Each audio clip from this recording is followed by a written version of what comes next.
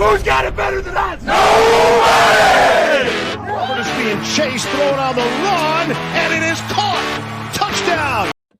Keenan Allen, what a great... My goal is not to break you. My goal is to make you harder to break. Number six! Huge sack by Joey Bosa. Touchdown! 90-yard touchdown! Picked off at the 8-yard line by Derwin James. Sets his feet, takes a shot downfield, has Knighton, caught, touchdown, Chargers! Grab your lunch boxes and go attack this day with an enthusiasm unknown to mankind.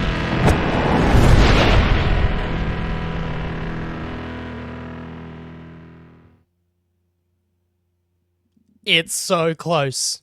No more weekends without football until 2026. This is what it's all about. This is the Thunder Down Under Chargers podcast. I am Andy, with me Jack and Alistair, and boys! It's a big first show for season 2025. Jack, you're going to have to do some audio work. I certainly topped out a couple of times there. But there's lots on the agenda tonight, so let's crack on, fellas. We'll just comb quickly over the 53-man roster to get things going today because it is an exciting part. We obviously had our predictions, and look, I'm not going to run through each and every position group, folks. Most were more than expected. So, Al, I'm going to start with you on the offensive side of the ball with the running backs. 3 named: Harris, Hampton, Haskins. What are your takes from the number, the personnel, who missed out? The big surprise is that Najee is fit and firing, and at least he's on the cards to potentially play this week. So we all predicted he'd spend the first 4 weeks off on the designated to return IR. It doesn't happen. I think I look at the whole roster and I think to myself, who did the Chargers really lose that we wished had have been kept? And I'm including the practice squad on that. And I think it's good that you bring up running backs because maybe for me, the only guy who left, and I think, oh, okay, I thought he might have been nice to keep around, is Rocket Sanders. Even with Rocket Sanders, I mean, good on him. He ends up finding a spot on the Browns roster. But even Rocket Sanders, for people who watch the All-22, you will know that he does have a tendency to bounce runs outside a little bit, even if they're blocked up on the inside track and could have been a 4 or 5 yard gain, how the run is designed to be executed. That's the kind of stuff that pisses off offensive coordinators. And you saw against the 49ers, there was a tackle for loss. He tries to get to the edge, 1 yard gain. How do you counterbalance that, Jack? Because he had 4 explosive plays as well. So fans were upset that you couldn't keep him on the 53. How do you feel about it? I was a bit upset not to see him there. I thought he ran very angrily and very hard. Big guy too, he's sort of in that 220, 230 pounds. I thought he'd be right up Greg Roman's alley, but it seems to be that the sunglasses connoisseur, Najee Harris himself, has made an appearance, and he's got the non-contact jersey off and he's training. I still, whether he plays in Sao Paulo or not, I still reckon is like 20% he plays, 80% he doesn't. But it's good to see that Naheem Miller-Hines, or whatever his name is, Miller-Hines, whatever his name, made the practice squad. So it's still there. I'm just looking at people like Marlo Wax, Nico Reed, Rogers, Williamson, Mickens, Muckens. I think all of those guys deserved it and they made it. And the one thing we were worried about was this competitor's welcome kind of hearsay, a bit of just speaking a little BS, trying to get, build a culture. But I think guys have really made it who deserved it. And Caleb Murphy being another one. For sure. Yeah. You can sort of see why they went, just going back to the running backs, why they went the way they did. Cleveland will clearly do anything they can to try and find the right Sanders, but Rocket would have been a fun one to have him powder blues stashed away. Jack, I'm going to throw to you with the offensive line. 8 guys named, obviously the starting 5, Andre James, Jamari Salyer, and the team sent a conditional 7th in 2027 to Houston for Austin Deculus. Maximus Meridius. Yeah, he sounds like some sort of hero or maybe villain from G.I. Joe. I don't know. Big guy, very, very big man. I'm not really sure how much time we're going to see from him on the field. If he is seeing the field, then I think something's gone horribly wrong. No major changes there, but it'll just be fascinating to see what happens in the opening 4 weeks with the center position, whether Zion Johnson moves there, if Bozeman's not working out, or does Andre James come in. And the other thing that I was a little bit worried about is this Mekhi Becton stuff that's popping around. He said that he's working through some knee issues that he's had his entire career. That doesn't fill me with a lot of confidence, the fact he hasn't been training for the last 3 years. So I don't know what it is, guys, but we seem to sign these guys with these injuries. You know, God, JC Jackson being one of them, and Mekhi Becton. Listen, I think Mekhi Becton's going to be fine, but God, the offensive line is this point of pain, Alistair. we can't get our heads around. Gosh, we didn't even sign an experienced free agent, Deculus not withholding. It's unfortunate because like 3 of the key pillars of the off-season plan were based around professional guys with high pedigree and experience to come in and just set the tone and be contributors immediately. First one's Rashawn Slater, who now is out for the season. Second one's Najee Harris, who's got the fucking red quartz Cyclops goggles on, trying to convince reporters that there's nothing to see here, guys. It's superficial. It's really sunny, you know. And then the third one, Mekhi Becton, who, I was as concerned as you when I heard that. Nagging injury. A nagging injury, 3 weeks off on the sidelines is more than nagging, if you ask me. That is either a strain or really, guys, I'm in jeopardy for the start of the season. I need to stop load for 3 weeks. So, you wonder why, we're a bit uncertain about the season, okay, but on the 53, hey, credit to the team. I thought they played it, Andy, as you would if you were trying to be like an elite GM, where you're kind of doing a bit of the chess. Like, what did you think of the Tony Jefferson call? Because again, the snap reaction on Twitter, Tony Jefferson is tweeting, seemingly upset. But, the very next day he's signed to the practice squad. Yeah, well, I think that was obviously the intention. And do we fail to remember that that's exactly what happened last year? But, the fact that he played so well in the regular season last year, followed that on another year older in his veteran status, and balled out in the preseason, it was sort of expected that, you work hard and it's given to you. I think it was Steve Hagland said something words to that effect that really, it does make sense. But the whole chess game of, naming your roster and then waiving guys or releasing them in his case, and then being able to sign them to the practice squad is all part of juggling around and not sort of wanting to give up a more valuable token, like an RJ Mickens, for example, in that situation. So, look, I'm really glad that he's been able to be signed to the practice squad, and it's awesome. Another couple of guys were Marlo Wax, Jack, as you mentioned, Marlo Wax and Caleb Murphy, sort of surprise. There was a bit of dancing around with the Delshon Phillips injury, and then, made it to the active roster, because that was a surprise when he wasn't named initially, because he was brought in specifically to be that Nick Neiman type special teamer. But yeah, on the whole, I think it's a pretty well-rounded group, and they're probably the best guys. Kendall Williamson, was probably a better safety reference to Tony Jefferson, which was, I think, he kept in that place. Well, I think Tony Jefferson was probably like the one exception to this idea you'll be rewarded if you play well enough, you'll make the team. I think he was the one exception, and to me, the only reason why that happened was his age and how good Mickens was. Yep. You know what I mean? And how good Kendall Williamson was. So it was that confluence of factors where they said, we think we can sneak him to the practice squad.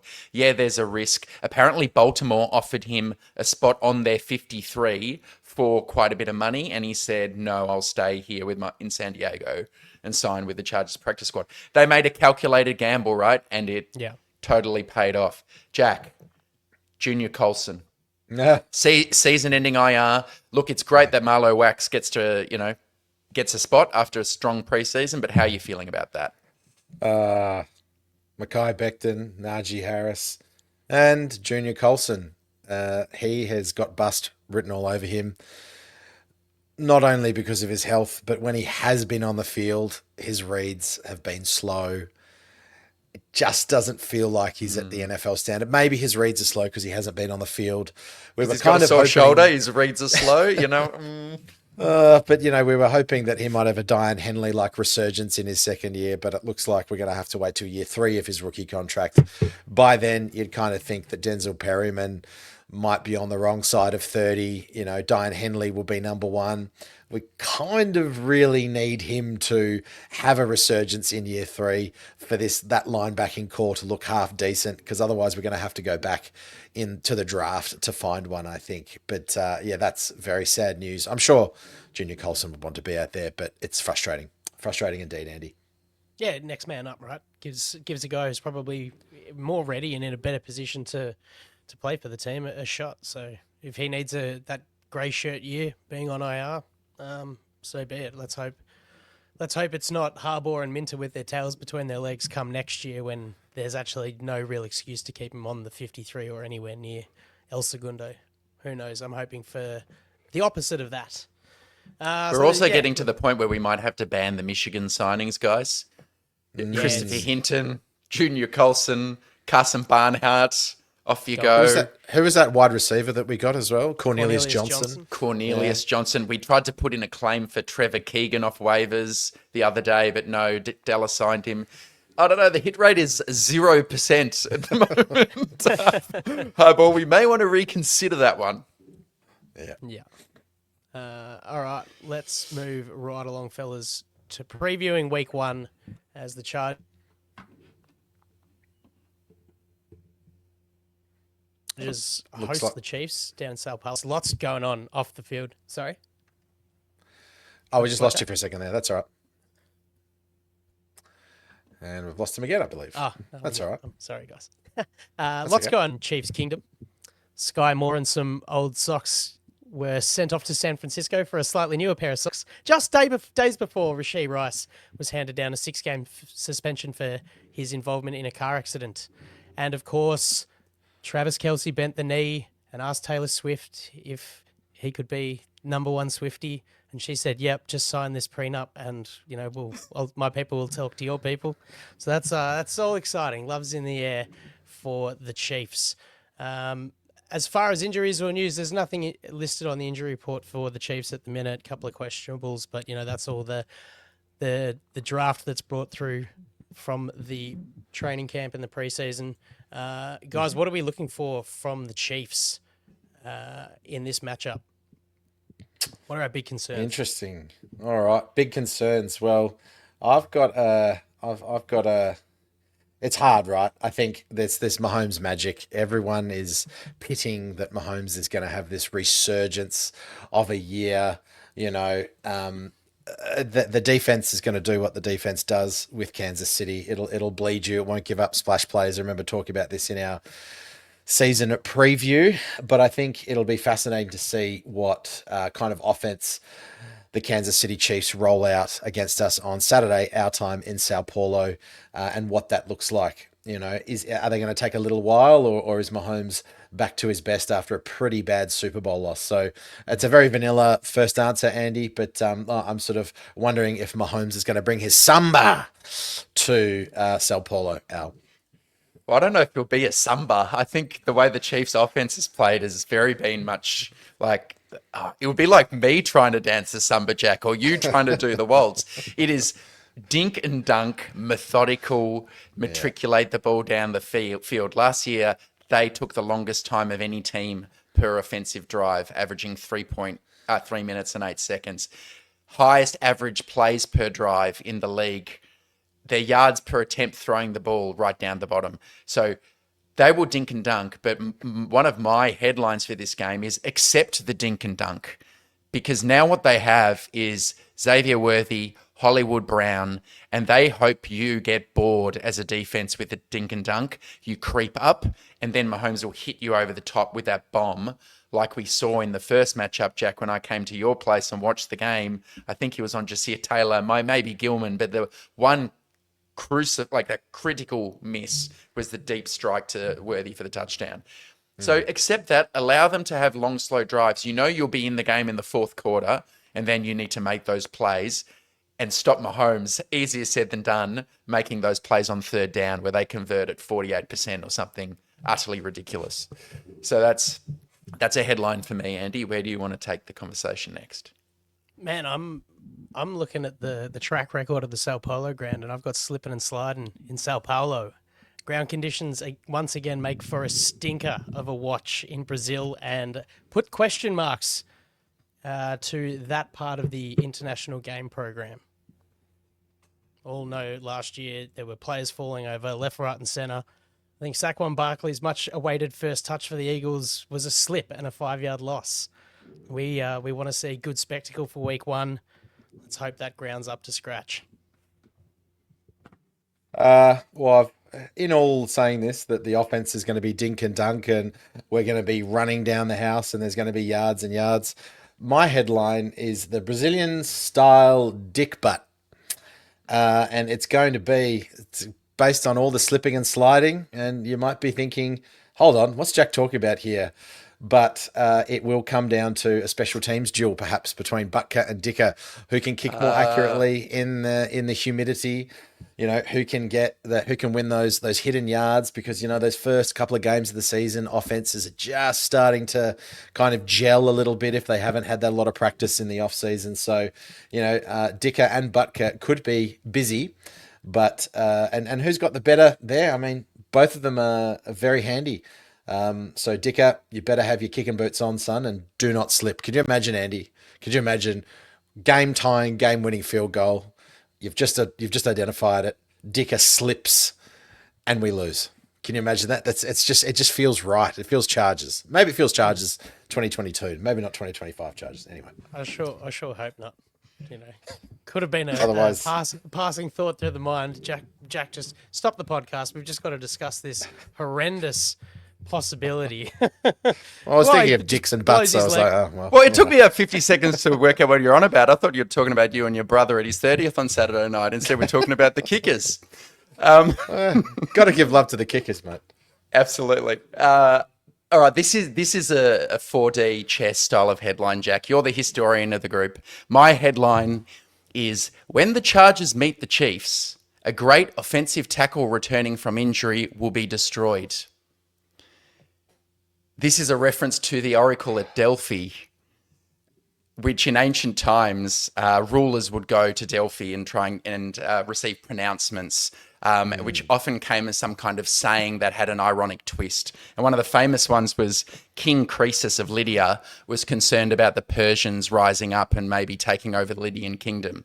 So he travelled out to the oracle at Delphi to decide whether to go to war. And the oracle said, if you cross the Halys River, a great empire will be destroyed. So he thought, great, crossed the river, attacked, and of course it was his empire that ended up getting destroyed. Tying it to this game, when the Chargers meet the Chiefs, a great offensive tackle returning from injury will be destroyed. Everyone, Chargers fans, should have their eyes on Josh Simmons, the first round draft pick this year for the Chiefs, slid in the draft because he tore his patella tendon in his last college game on the 12th of October 2024 for Ohio State against Oregon. He's been the talk of Chiefs training camp. He was a fantastic prospect. He's killed it for the Chiefs, pass protecting, stopping, stonewalling everyone. But if he comes out and looks shaky in week 1, we'll be cheering, but could that actually herald and augur bad things from when our own patella tendon sufferer returns from injury in about a year's time? So beware, Chargers fans. We don't want Josh Simmons to do too well, but nor do we want him to look absolutely terrible, because our hopes rest on guys like him being able to return from injuries like this one, Andy. Yeah, for sure. Definitely don't want to ill-wish all that gear on him, but I think it doesn't really matter who Minter has at his disposal. He has just a way of simulated pressures, and I think he has a real opportunity to make Mahomes look like a bit of a fool out there. So I'm expecting a pretty dominant effort from the defensive front. Jack, any other sort of keys to victory before we get into result predictions? Yeah, I think this is the first week, and it's the first big test for this interior offensive line, right? If it was me, and if I was Chris Jones or George Karlaftis, I'd be stacking up the side with Joe Alt, Zion Johnson and Bradley Bozeman, I'd be giving them stunting left and right. I'd be simulating pressures. I'd be dropping things off. I'd be sending backers in the A and B gaps to just confuse them and really test them. All off season has been this whole thing of, nah, Bozeman won the job. We're very happy with Zion. Yeah, we lost Slater, but we've got Joe Alt there. Essentially, you've got, let's call it a rookie at left tackle. You know, he's going to be starting in the NFL at left tackle. You've got a guy who's ended the season pretty poorly, and two guys that ended the season pretty poorly in Bozeman and Zion Johnson. That is going to be an absolute test of the left-hand side of the line. And then on the right-hand side, you've got a guy that's never played for the Chargers just yet, in Mekhi Becton, and you've got your turnstile-ish in Trey Pipkins. So I'm a little bit worried about that, just if you can't tell. So the keys to victory will be making sure that those five guys have a good game. If it's the Chiefs, I'd be attacking them all day, every day. And you know Spagnuolo is going to be hold off on the blitz, hold off on the blitz, hold off on the blitz, big third down, blitz! And we turn the ball over and lose the game. So I'm quite negative tonight. I'm a bit tired. Alistair, what say you? Going keys up to at victory 4 for a.m., the did ya? Chiefs. But hey, Jack, that's why one of the keys is Greg Roman. You do have some of these question marks at the offensive line. And as you said, Jack, Spags, he's unpredictable, but he's predictably unpredictable. Here's what I think he likes to do. Play cover zero quite a lot, second most in the league. So you know you're going to get those blitzes. Also, if you mine the data, what he started doing is this new Brian Flores trend of blitzing but playing cover four behind it. Oftentimes, blitzers will have like cover one, but you might have a fire zone, so you've got cover three. Or you might just play man, cover zero, and go, everyone's in man coverage. Just hope you can hold coverage for 2.5 seconds. Now, Brian Flores he wants to have his shell coverage of 4 deep, but then have a lot of bodies up on the line of scrimmage. You don't know who's going to come, who's going to go. 5 go, 2 drop back into coverage. Spags has started doing it. How do you combat it? Quick game. If you're going to play cover 4, the front 7, if they blitz or don't blitz, it doesn't really matter. You're going to have those quick spray outs, screens. You're going to be able to hit a running back over the top, short in that middle of the field as a linebacker, as Tranquil tries to spot drop into coverage. Bang, over the top to Hampton, catch, run for another 5 yards. So I really want to see Greg Roman show us he has the nous to combat some of these things we're all expecting. Because if you allow them to twist in games and you go a deep play action pass, thinking you're going to hit 40-yard passes down the field, you're going to see missed stunts and Herbert on his ass and maybe injured. So I'm throwing a challenge to you, Greg Roman. Let's see what you're made of. I'll be monitoring that. How about the other side of the ball, Andy? What do you think about the Chiefs' offense, our defense? Anything in particular that you are looking for in this one? I'm really interested to see how Derwin's deployed. I know it seems to be a regular theme, but in years past it was the Derwin versus Kelsey matchup. Is Kelsey worthy of taking Derwin out of the game? For large parts, is it a risk that Minter wants to run? What's the support crew like? So yeah, interested to see how that goes. And also, Cam Hart and Taheeb still kind of really stepping into the starting cornerback kind of roles, and Dante Johnson as well. Well, if they've got question marks if we've got question marks on our line, they do as well. They've got a rookie playing his first NFL game at left tackle, Jack, and they've got Kingsley Suamataya, who has been atrocious so far in his first year and a few preseason games at left guard. So Khalil Mack, one-on-one with this left tackle, who struggled a bit with power in college, is more a nimble, quick-footed, agile type. We've got a chance to hold our own as well, get some pressure on the quarterback. Oh, absolutely. But, we haven't seen Mac, Tooley or Bud in the off-season, so I'm expecting big things from those guys, especially Tooley. I think the spotlight's on him massively because we haven't gone out and tried to find anyone. Yeah, you've got Kennard and Murphy in the room, but they're just depth pieces. And Bud Dupree, what you showed last year okay, but I think we're going to need to see a bit from him too. So, yeah, that edge group is going to be interesting. And Andy, you said it. You know, Minter likes to disguise pressure and do all that kind of stuff. There's to get pressure on the quarterback. I think will be vital early to throw Mahomes off, as it always is. That's about it for me, really. Well, Oh yeah, I was just sorry. I didn't realize we've lost to them 7 games in a row. We haven't beaten them 7 times. That's years. That's what's that? 3 years, 3 and a bit And years. I saw we had a lead in the fourth quarter in 5 or 6 of those 7 games. Unbelievable, I think. unbelievable, isn't it? Yeah. So it'd be nice to get a win. For sure. Yeah. I'm surprised, Jack. I'm sure you are tired, but I just wanted you to say, "Give me Jamari Salyer shedding blocks and getting into the backfield, baby." Sorry, Jamari Caldwell. I got too excited for myself. Jamari Really Caldwell, excited. yes. Really excited to see how Caldwell's used too, even if sparingly in his first go. But yeah, get him up against that weak left side. Woohoo, baby. It'll be interesting to see predictions. how we are against the run too. That'll be fascinating to see how stout we are against the run, and what Reed throws at us. Indeed. I'm liking what you're saying with the special teams efforts. I'm going 20-16. Chargers get the win.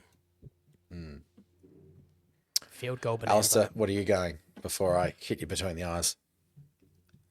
Bit down and dour in the group so far in this podcast. I reckon the Chiefs ended their last game, the Super Bowl. They played like shit. They played like absolute shit. And I don't think they've done that much this offseason. Last year they had the 29th ranked rushing game in yards per attempt. I don't see them having made any real improvements there, Jack. So to answer your question, I think we can stop the run. If we can get some pressure on Mahomes, who was sacked more than he ever has been last year, I see this game being kept close. Yeah, Chiefs are vying for the 10th consecutive AFC West Division title this year. Sickening. I say, fuck the Chiefs. This week we've had no Taylor Swift in the house. It's all been Madison beer. I say Chargers win 27-21 in Sao Paulo, and we'll have 2 turnovers to their 0, and that'll be the difference in the game. Let's be positive to start the season, Jack. Yeah. All right, I will take the positivity and go 27-24 Chargers in a bit of a dour affair that ends very excitingly, I think. Let's go Chargers. Come on, let's get the win. As all Chief Chargers games go. All right, guys, let's have a bit of fun with NFL Week 1 lightning round. So we're just going to have some rapid-fire Q&As between the three of us. Each brought a few short prompts to surprise each other with. And Jack, I'm going to go a little bit out of left field and challenge you on the first one as you're yawning your fucking head off. If Matthew Golden becomes a true wide receiver 1, the Packers will be the best team in the NFC. Oh, I'm going to change that completely. The fact that they've got Micah Parsons, they will become the best team in the NFC. That Micah Parsons trade is incredible. You think it's irrelevant of the growth of the receiver room, which is what I was getting. I think that move puts them in prime position. They are loaded. They are the youngest team in the NFL. The Packers were incredible. That's such a good trade. Late first round picks, a guy who's 30 to get a generational pass rusher. They're going to be dangerous, and it kind of takes the pressure off Jordan Love a little bit as well. I think they can just do what they need to do. Parsons by himself, if he's healthy, he's got a bit of a sprained shoulder at the moment. I was looking at, but he is that kind of guy that will stop anywhere between 2 to 4 drives by himself, giving Jordan Love that opportunity. I think. Alistair, the first coach fired this season will be ...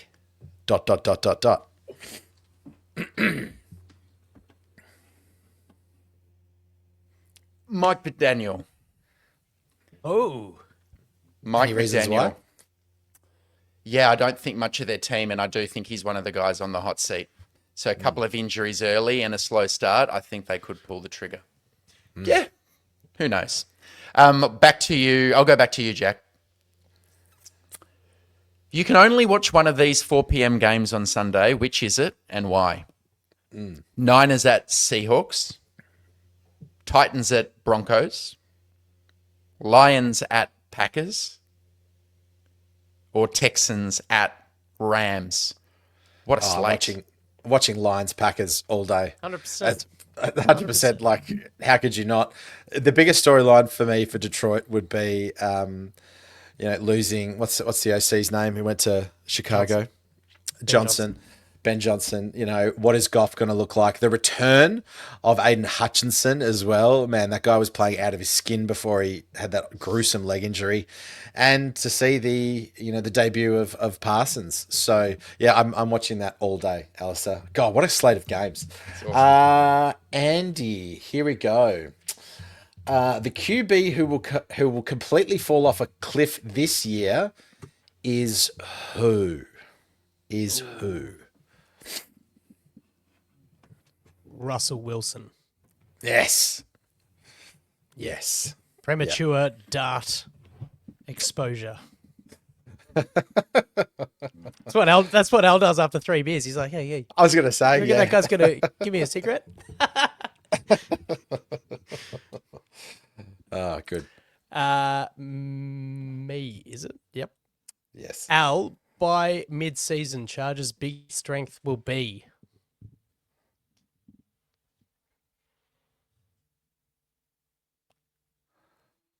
Oh, well, I think you've frozen him.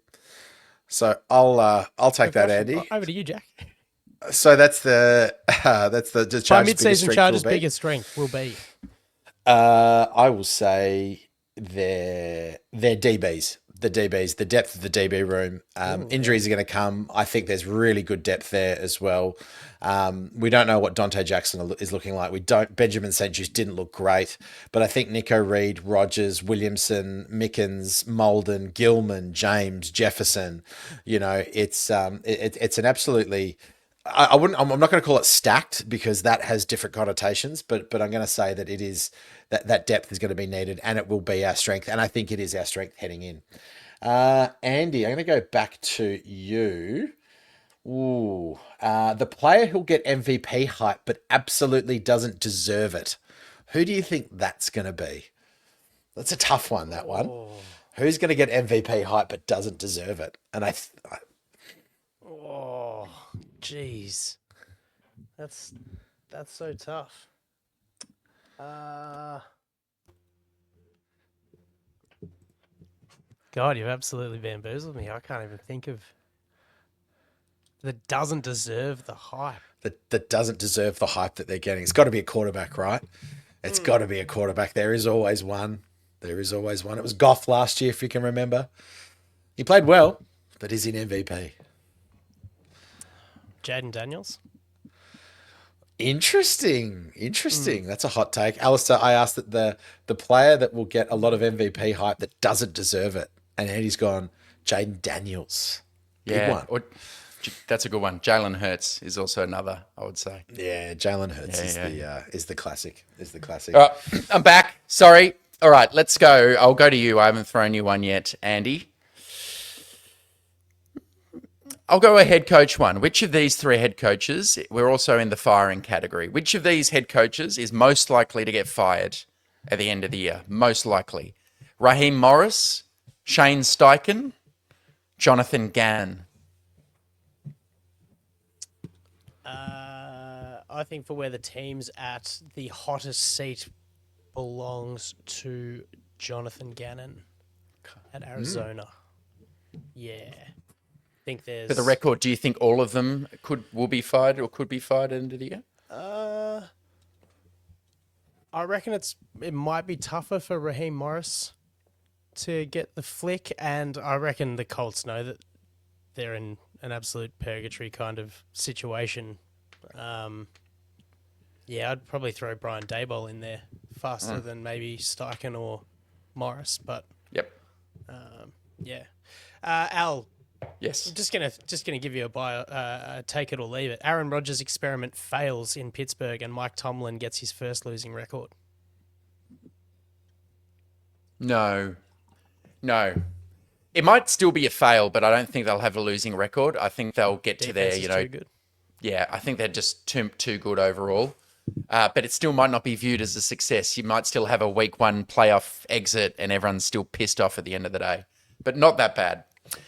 Jack, mate, which is the better TV show?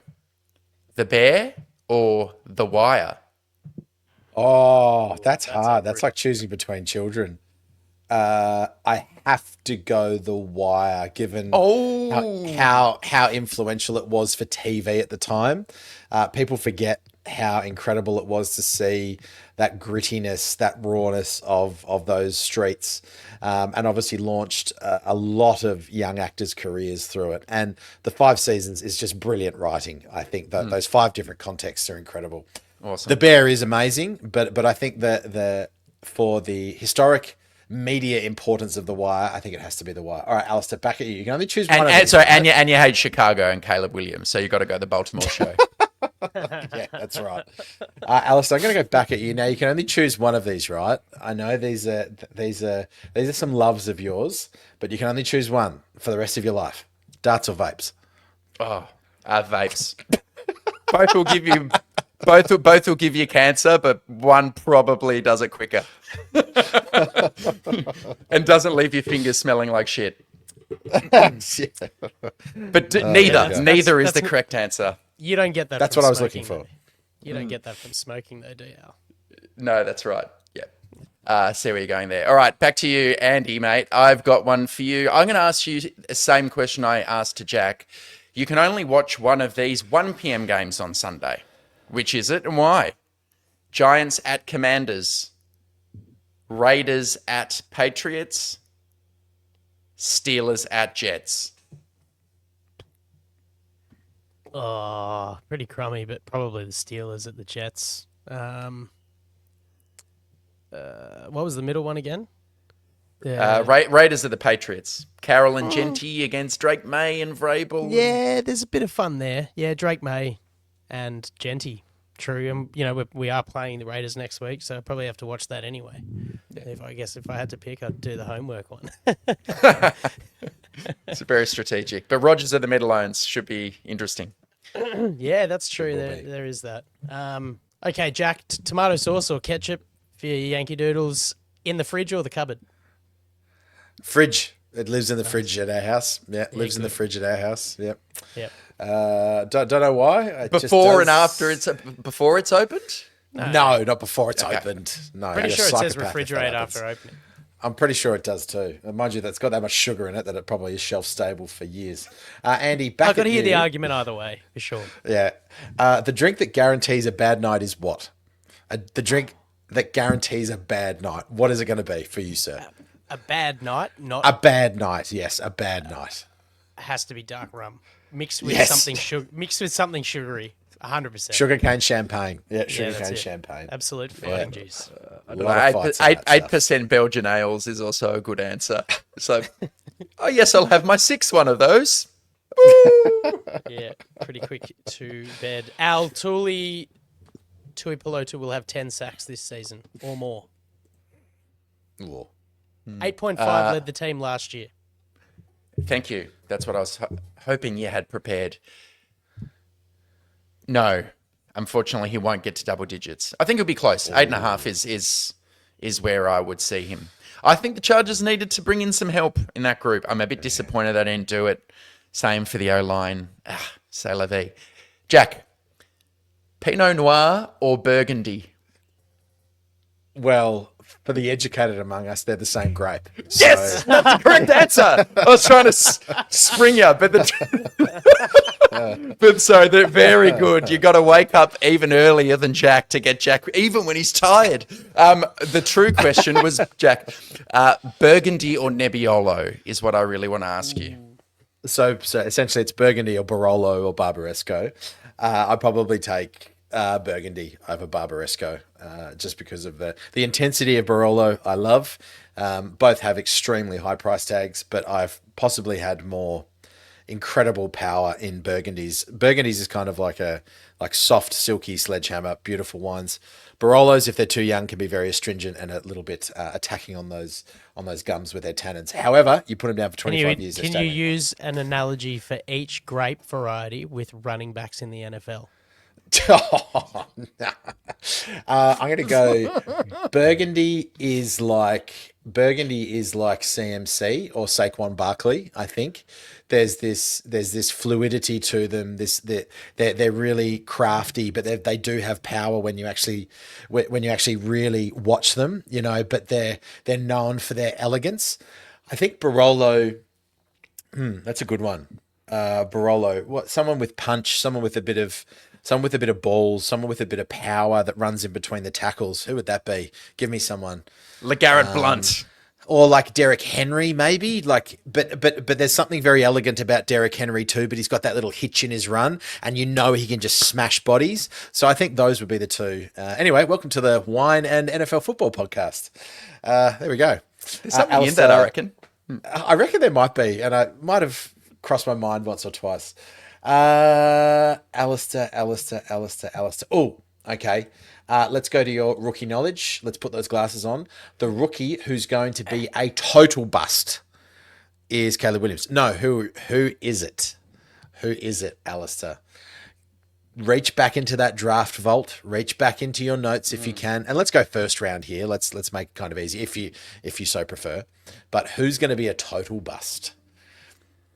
I will second round. I'm going to say Omar Norman Lott, who the Chiefs actually have as their pass rusher. I don't like him as a run defender, and I'm not sold on him either as a pass rusher. In the first round, I think there's a lot of risk around him. I didn't mind his tape, but if I had to predict Donovan Ezuraku for Detroit, might struggle to take that leap up to the next level. Good question. Nice. Jeez, it's amazing how quickly you move on from a draft class too. You really have to mine and plumb those depths. All right, my last question for you, Jack. Okay. Which one will I ask? Oh, no, Andy, this is for you. If the line is 0.5, will you take the over or under on botched snaps from new long snapper Rick Lovato while Josh Harris is out injured? Oh, God. Watch snaps like kind of shanks that they still make work, or something that like on the telecast they've fallen on the ball kind of. Something's happened that it's a botch snap. I'm going to say under. I'm going to say under. He's a 9-year veteran. Yeah, I don't think it's if it was Tucker Fisk, then I'd be on that overs for sure. But he's played nine seasons. In Fick and we trust, man. Coach him up. That's it. Yeah. That's it. All right, guys. I think Al's done some amazing work with our fantastic TDU crew and has dished up a bit of hashtag TDU mailbag. So over to you, my friend. Yeah, and thank you to the listeners. I fired off that message early this morning, not knowing if we would have enough questions for a mailbag. We've ended up getting plenty. So thanks very much to the TDO crew. Should get to all of your questions. Let's go. Jack, this one, you can start off. Do you think, so this is Eric, long-time listener, friend of the show, Eric. Love you, Eric. Do you think Ortiz was too conservative with his roster build in his second off-season? If so, do you think it's due to his inexperience, or do you feel he will continue to build a roster of Herbert and glue guys over more star players?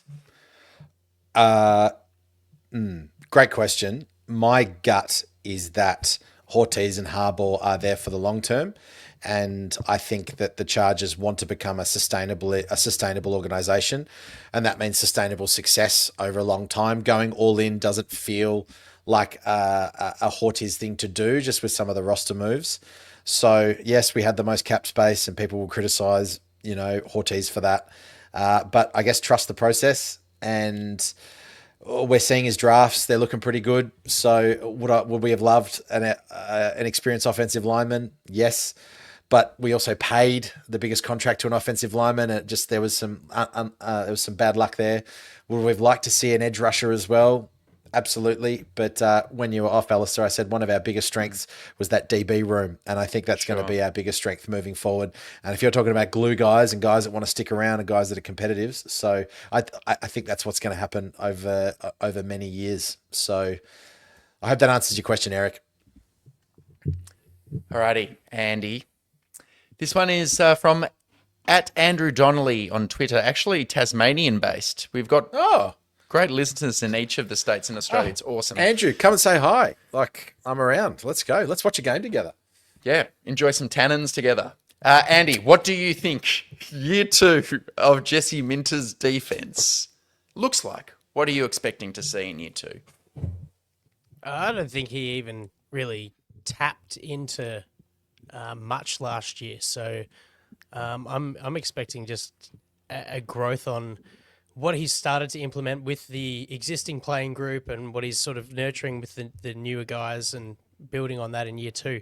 Specifically, look, we got hints at that simulated pressure in the preseason, just false looks and I think that the pass rush group especially is going to do a lot better than how we're feeling at the moment. We lost the mailbag guy again. We lost the mailbag guy again. Andy, what do you reckon? Oh, the postman's back. Oh, no, he's back. He might be. Sorry, I'm back. You got me back. Okay. No, you got me. Can you hear me? Yep. Yes, gotcha. Yes.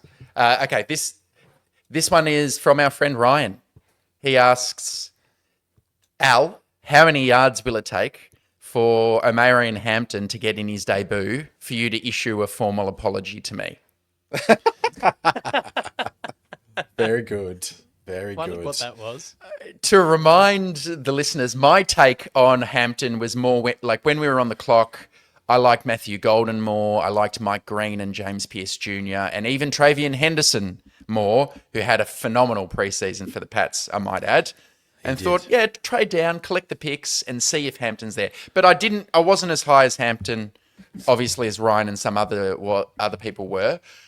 What I say, though, if you're going to take a round 1 running back, I bloody well expect Hampton is a top 10 NFL running back immediately at the end of the year. Not in total yards, in yards per carry, because I think we're going to run the ball a lot. So I'm expecting 1,000 yards. I expect top 10 running back from that pick. But for me to apologize after one game, after one game, I'm going to say what it would take, Ryan. You'll get a big fat apology from me if, don't worry about yards, if he's the best player on the field in Sao Paulo, like he plays better than Mahomes, Herbert, Mac, Derwin, Kelsey. If you just go, he was the best player on the field, I will sit here and apologize profusely. And you can make a request. Listeners, you can make whatever request you want of me and I'll do it. Presuming anything you want, he will do a lot of dumb shit. He will do. Yeah, I will do it if Hampton is the best player on the field. All right. And sorry if we might have to move on to the next segment if I drop offline again, Andy, but see how we go. Yeah, that's cool, man. All right. I'll throw this one I'll throw it to you, Andy. How do you think the wide receiver targets look in week 1? This is from Ash Hollick, another Aussie E-Wing fighter pilot. Lad the most, then Keenan QJ, then KLS Trey. What are you thinking the targets look like roughly in order? I think early it's going to be to Lad, but then I'm wondering whether they just lock McDuffie down on Lad McConkey. And so then you're seeing a blend, maybe a fair spread, probably between. I'm expecting more to see more for whatever reason out of KLS than I am Trey Harris, and I think KLS might push QJ too, but we'll see. It all depends on how much the guys get on the field, right? Heavy personnel sets. Are we going to see more than 2 receivers on the field, regularly, if at all? So.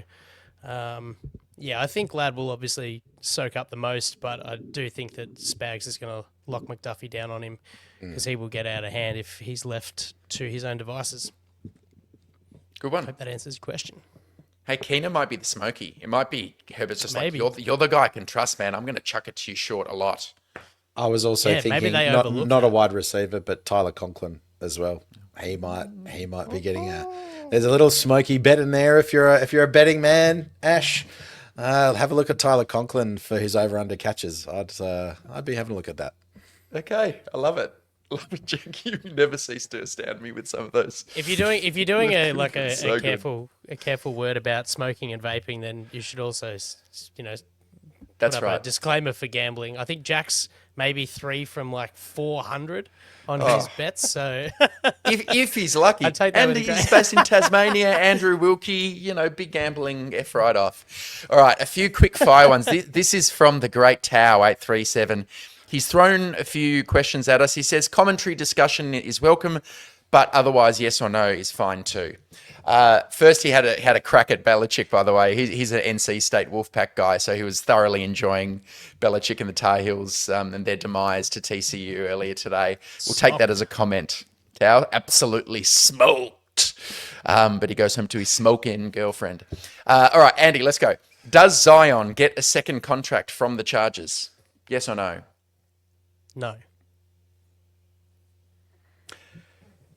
Jack, does Pipkins get a third contract from the Chargers? No. I'll ask myself this one. Does Mac get a third contract from the Chargers?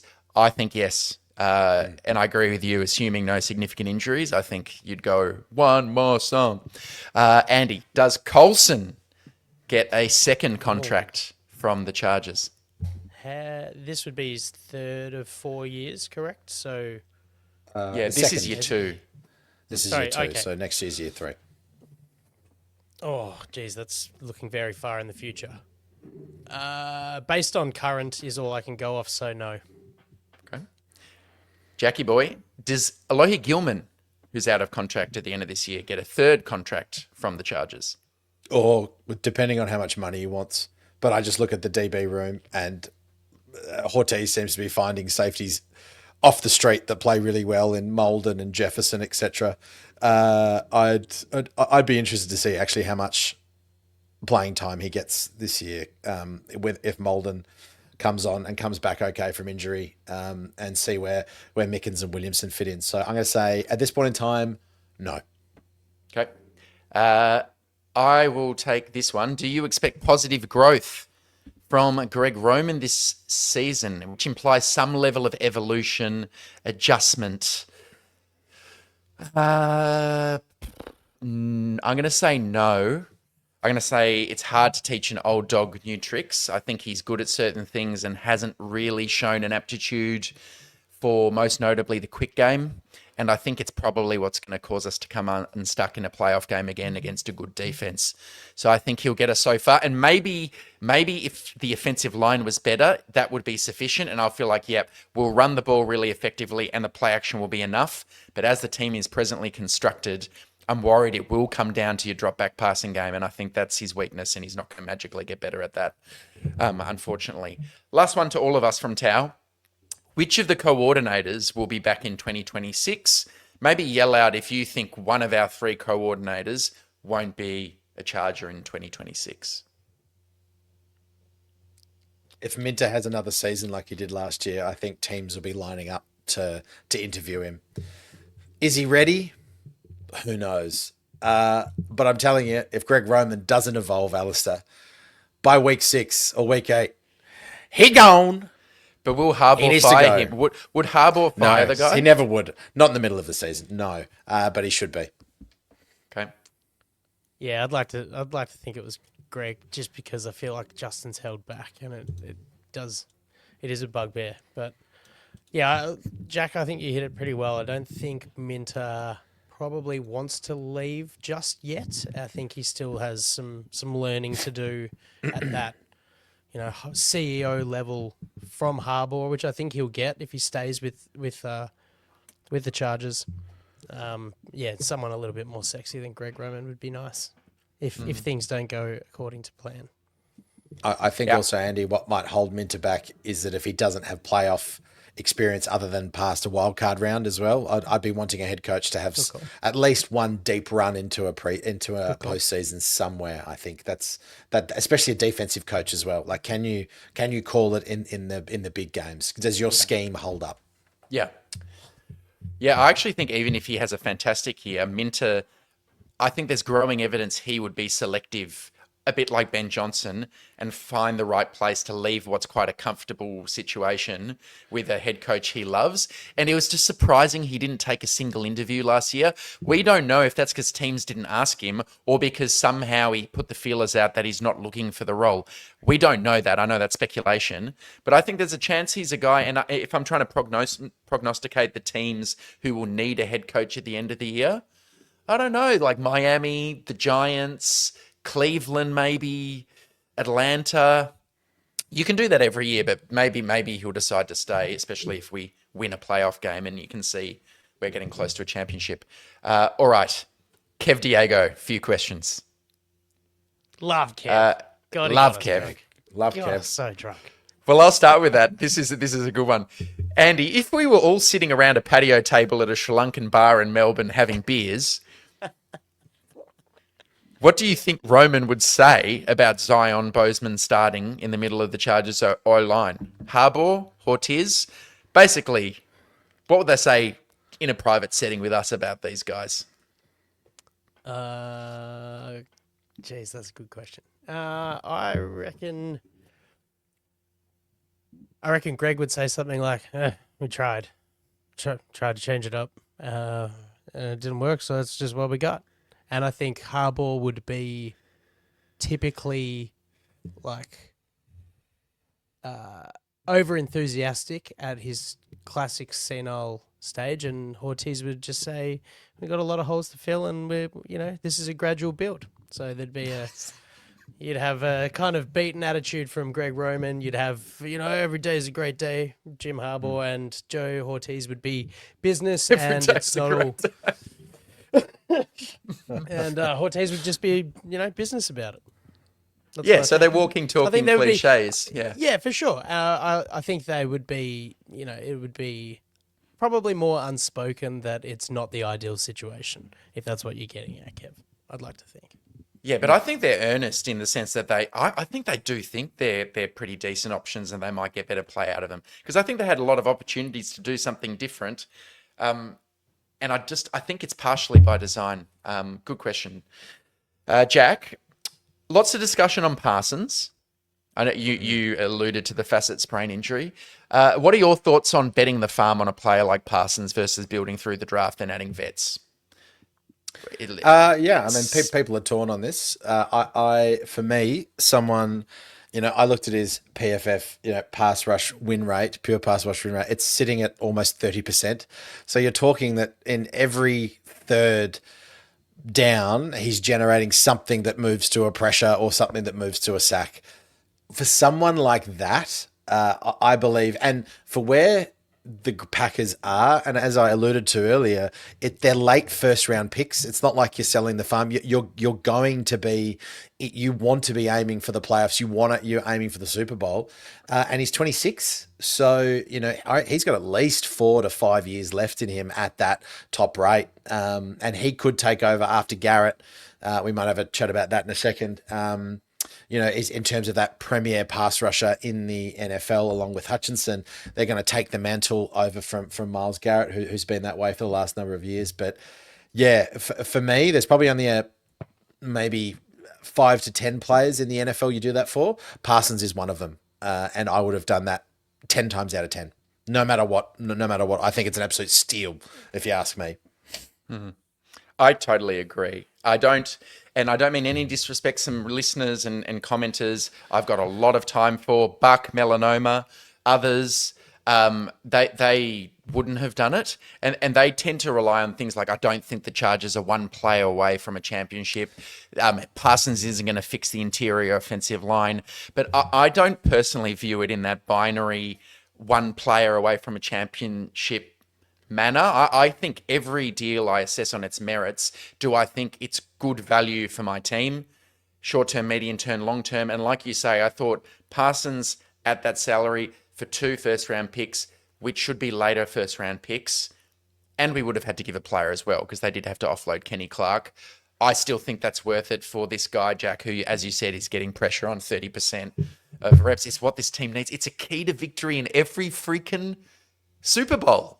Yep. If you look, it's Chris Jones, or it's Von Miller, or it's a player that the Chargers just don't have right now. It's not 34-year-old Khalil Mack. It could have been Micah Parsons, alas. It's Aaron Donald. It's, who was the Philly defensive tackle that had that big play? Yeah, Jalen Carter.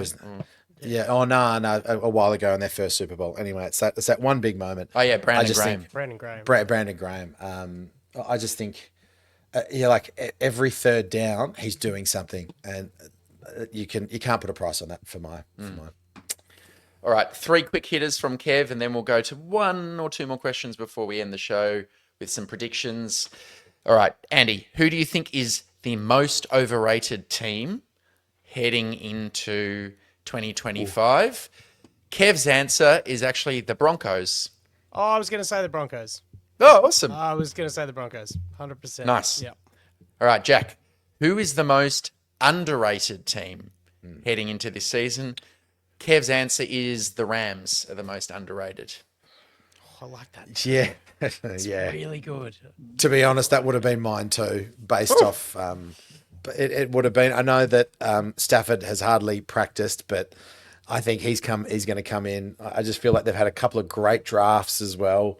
They just always seem to be in and around the mix. And you've got, I think, the best, if not the best, head coach in the league in Sean McVay leading them. Sorry, it's vanilla, but I'd say the Rams as well. And they got Devontae Adams and Puka Nacua. Like, it's such a good receiver duo. We got you, Al. Here he is. You got me. Yeah, good answers. I mean, I think the Bucks may be the most overrated. They've got the 11th best odds for the Super Bowl.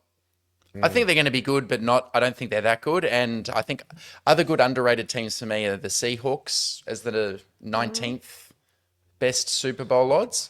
I also think the Texans, they're 16th in favourites to win the Super Bowl. Out of interest, where are the Vikings? I don't actually have the list up here now, but I think they were a 10th or 11th or something like that. Yeah, okay.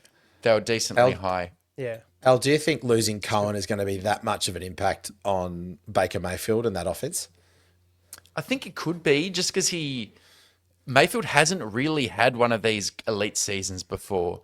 So I think replacing him with, I can't remember the new OC's name, but I'm pretty sure he's a first-time play caller.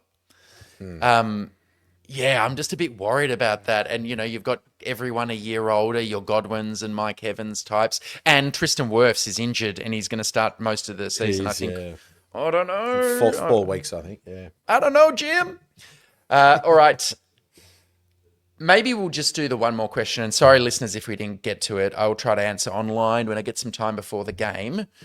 Last one, Jack.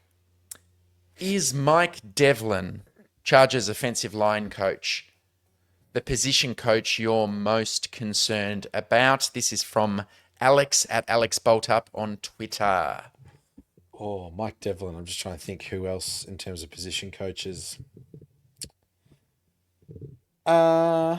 Yeah. I mean, you kind of have to. I mean, that's a fairly loaded question. Like, what position group are we most worried about at the moment? It would be the offensive line, and their gelling.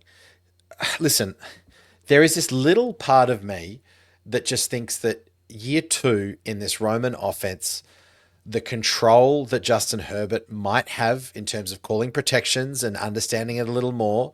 It's another year with Bozeman. Zion's got it. I know we've lost Slater, but there is just this little part of me that hopes everything just works. The run game starts to work. The gap scheme, the running starts to work. Players know what they're doing. There seems to be more confidence. So, I mean, maybe who's the quarterback's coach? Is it Shane Day? Shane Day would be another guy. Like, is Justin Herbert progressing in that? And we said at the end of last year, is he being able to call protections? Are we seeing him at the line do things? It's hard for us to see, but compared to some other quarterbacks, he's not. So I'm going to throw Shane Day in there as well. And if he's meshing with Roman's scheme or not. So those would be my 2 answers. They're both good answers. All right. Thank you. Thanks again. Really appreciate it, listeners, for that. Awesome work. You never fail to disappoint. You never disappoint. You always deliver, just like the mailman. Andy, help me out, mate. This hosting stuff, it's not for me. It's all good, brother. Yeah, thanks, guys. Appreciate the quick turnaround on the mailbag questions. All right, 2025 season predictions, fellas. We're going to run through Chargers record prediction to start things off, and the NFC and AFC playoff teams, champions, Super Bowl predictions, MVP, offensive, defensive, all that jazz. Jack, do you want to just run through all of yours for us, mate? So all of them, one after the other, every single one. Okay. Chargers record prediction, I have at 9-8. Unfortunately, Ooh, okay. I have us missing the playoffs as well. So my AFC playoff predictions are Bills, Ravens, Chiefs, and Alistair, your undervalued Texans, with the wild card with the Bengals, and unfortunately the Broncos and the Steelers. My NFC is Eagles, Packers, Niners, Bucks, wild card Lions, the underrated Rams, and the Vikings. My NFC championship prediction is the Eagles over the 49ers. It's incredible that I've got the 49ers make it that far. I think they're going to, I know that you said Shanahan's on a bit of a hot seat, but I think the Niners are going to come back. CMC is going to have a revenge tour. Then I have the Bills over the Ravens, and the Super Bowl is the Eagles being defeated by the Bills. Josh Allen goes all the way, and Joshua Palmer moves and gets his Lombardi. NFL MVP. And Bosa. Yeah. Oh, that's a big one.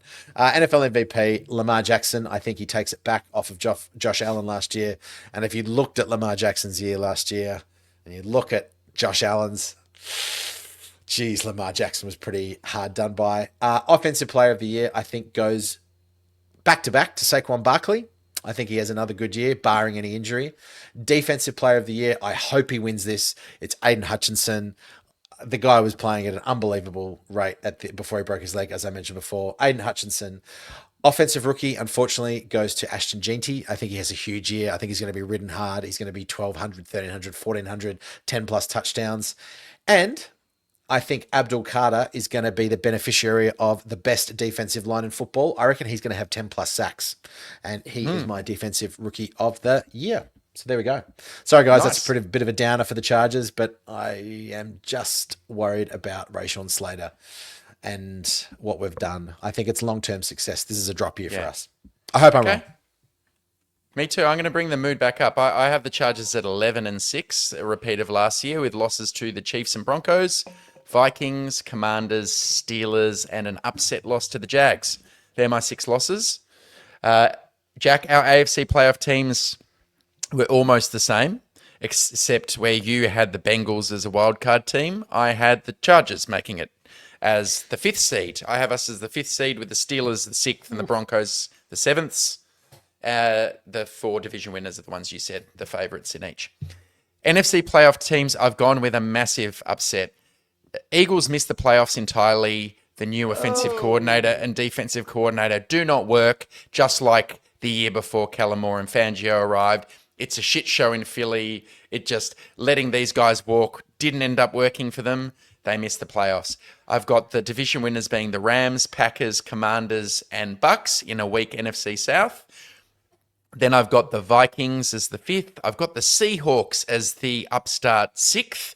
I think with Mike McDonald, that defense is actually going to be pretty good. And with Clint Kubiak, Sam Darnold's going to find a guy who he gels with, and they'll build on their 10-win season last year. The Lions are going to take a step down with their new coaches, but they'll still make it as the 7th seed as a wildcard team. NFC Championship predictions, Packers defeat the Rams. AFC Championship prediction, the Chiefs bloody do it again and defeat the Texans, make it to the Super Bowl. And in the Super Bowl, the Chiefs defeat the Packers for Mahomes to win his 4th Super Bowl. And in so doing, he will be the NFL MVP and really cement himself as, if not the, one of the all-time greats of the sport. Offensive Player of the Year is Puka Nacua with a successful Rams team, coming back and doing really well. Defensive Player of the Year is TJ Watt, who will win it, I think, for the 2nd time, and will have a big year with Jalen Ramsey and some other great Pittsburgh defensive players around him.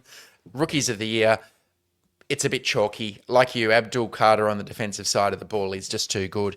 I like what I saw from Cam Ward in the preseason. So I'm going to say if he has a good quarterback year, that will get it done in 2025. Those are my predictions, Andy.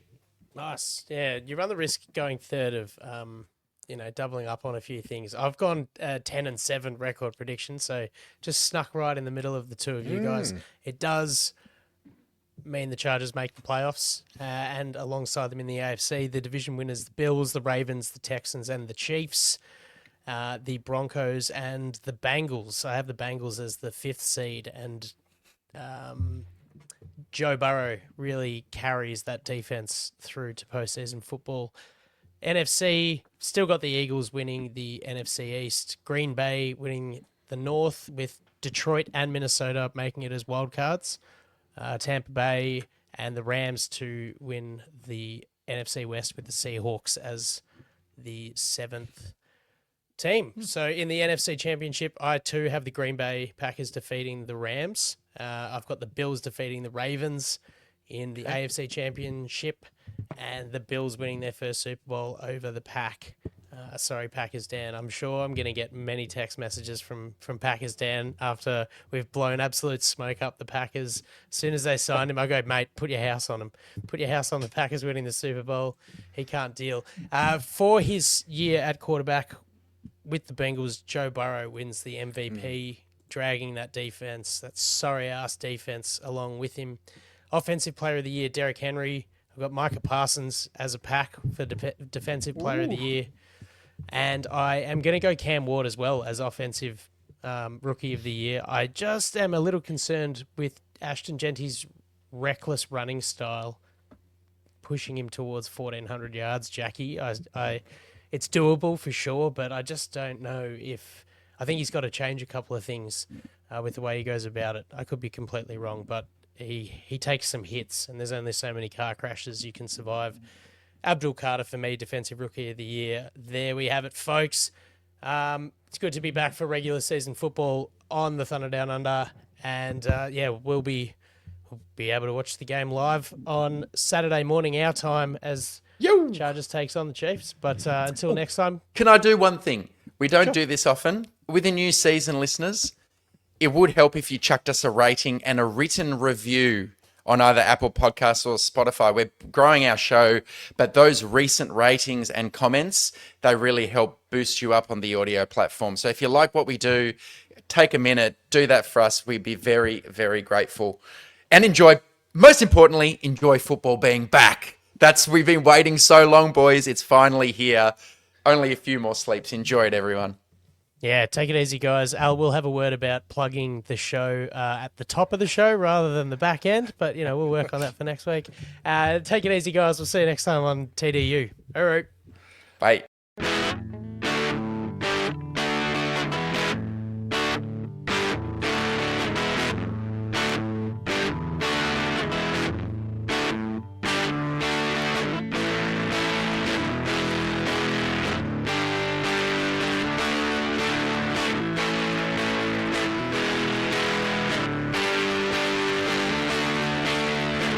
Back pedals looking, firing. He's got Floyd turning. Got it. Zigzag. 10, 5, high step. Touchdown!